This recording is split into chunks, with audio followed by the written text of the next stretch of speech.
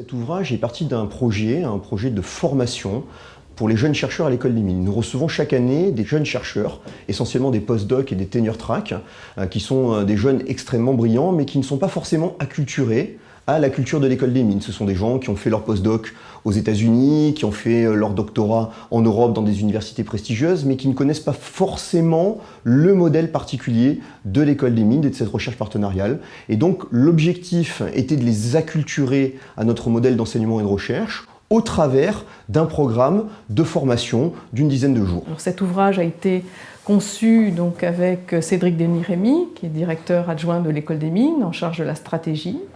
Et nous nous sommes adressés à Richard Robert, qui a interviewé un à un ces chercheurs pour faire découvrir leur parcours, leurs difficultés et donner envie, en quelque sorte, de comprendre ce qui est fait à l'École des Mines en termes de succès en lien avec nos entreprises.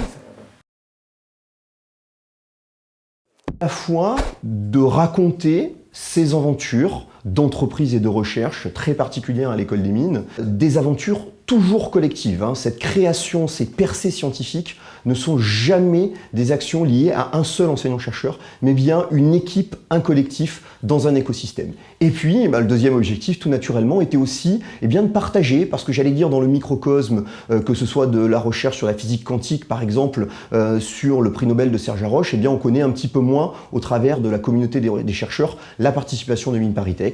Et c'était cet objectif de le partager avec la communauté de nos enseignants-chercheurs, mais également notre communauté d'entreprises et l'ensemble de notre écosystème.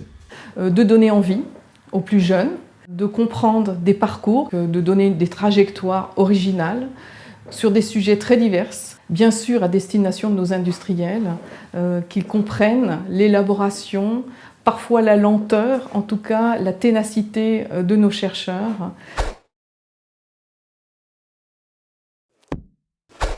Alors il y a évidemment beaucoup de liens entre entreprise et science. J'allais dire que ça fait même partie de l'ADN qui est encore gravé sur cette porte théorie et pratique. Mais je dirais que l'un des points essentiels, c'est le fait que nous avons une capacité à ne pas opposer la percée scientifique, la recherche académique avec le lien de l'entreprise. Nous partons de ces problématiques industrielles et dans lesquelles nous n'avons pas de compromis sur cette excellence, nous n'avons pas de compromis sur ces percées, sur ces choix scientifiques. Et au travers de notre modèle partenarial Mines-Armines, nous avons cette capacité de travailler avec les entreprises, mais bien sûr pour développer des connaissances scientifiques et puis pour participer à un modèle aussi d'innovation de la société.